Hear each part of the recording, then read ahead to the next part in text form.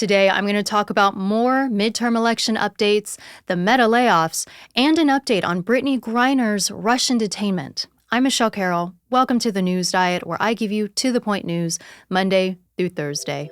We're now 2 days after Election Day, and we still don't have any clear majority in Congress. As of recording this, the Senate counts are split evenly at 48 to 48, and the House is counted at 184 seats Dems and 207 seats GOP, with either needing 218 to hold the majority. This could take days or possibly even weeks to sort out, as Western states and some other holdouts are still counting ballots. According to the Washington Post breakdown of why some results take so long to call, apparently America is unique in how we hold several elections at a time. Our ballots can be quite long, with national, state, and local roles and policy measures all within the same ballot. And each jurisdiction has their own way of processing the votes. Some have machines that can do it quickly, while others transfer the votes from the polling places to where the machines are. Some allow for early voting to be processed early, while others must wait until the day.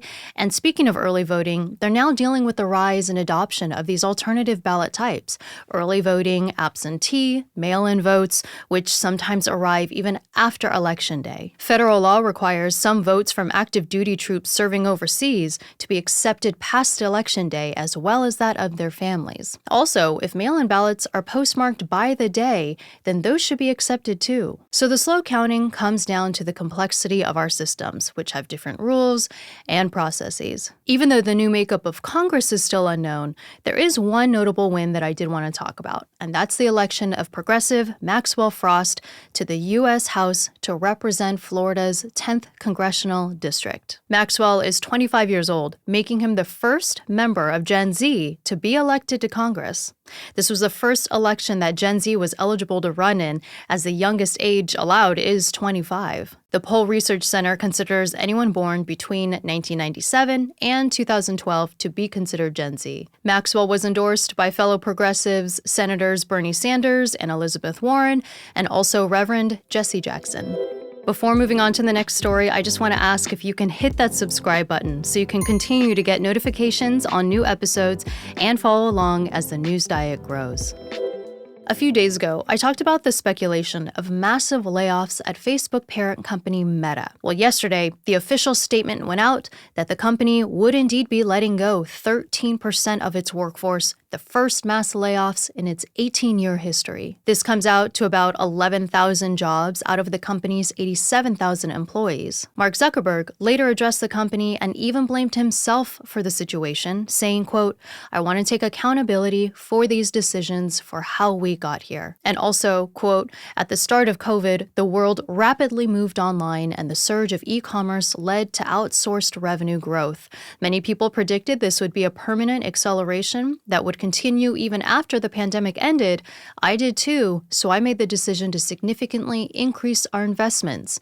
Unfortunately, this did not play out the way I expected." Like Zuckerberg mentioned, much of the tech industry expanded throughout the pandemic, thinking that the rise in demand for digital products would continue even post-COVID, a prediction that doesn't seem to be holding up, as much of our lives have reverted back to normal. And it's not just Meta that's downsizing, but also Microsoft, Snap, and Twitter, which I've also talked about. But Meta's downsizing is particularly interesting because it's not just the inflated pandemic expansions as the reasoning for the downsize, but also the company's drastic pivot a year ago from Facebook, the social media and advertising company, to now Meta, with a focus on its augmented reality division, Reality Labs. The company has invested $36 billion since 2019, which has made investors nervous considering that this is still an unproven industry. Meta's worth has gone from once over $1 trillion to now $256 billion after losing more than 70% of its value this year alone. Zuckerberg has even acknowledged the doubts, claiming that the technology likely wouldn't hit its stride for another decade. Despite its drop in worth, yesterday's layoff announcements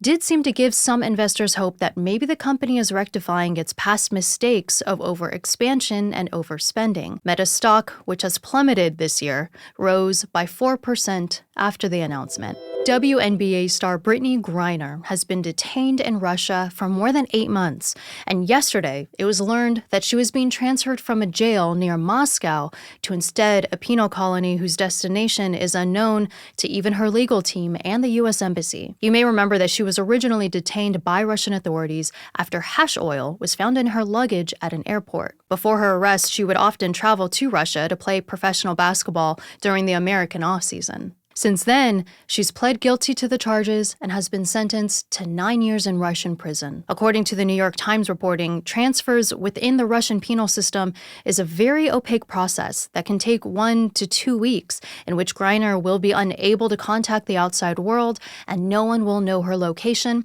until it's complete. And apparently, these types of penal colonies she's being sent to are known for being harsh and abusive environments. Secretary of State Antony Blinken responded to the news of the transfer as, quote, another injustice layered on her ongoing unjust and wrongful detention. And the WNBA Players Union and the Women's National Basketball Players Association said, quote, we stand with Brittney Griner and will continue to call on all Americans and the global sports community to do the same with even more vigilance.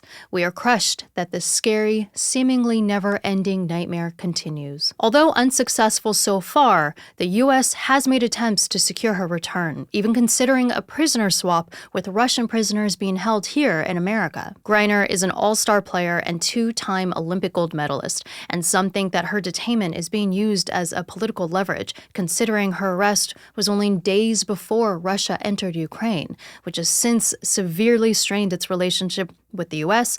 and West at large. You've just been informed, so now it's time to get on with your day. I'm Michele Carroll. Thanks so much for listening.